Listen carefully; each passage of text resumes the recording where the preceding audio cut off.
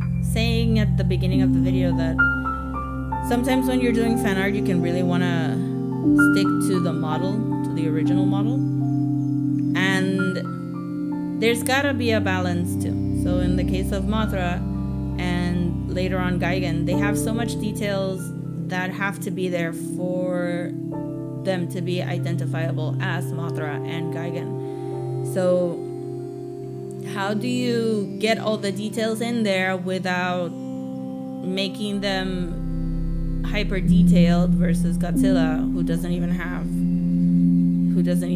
have texture, right? So what I did is that instead of using black, because I literally don't have a black Posca. I don't. So instead of using black, I use the indigo blue that I use for the outline, and I have the same color in a fine line marker and a regular Posca marker.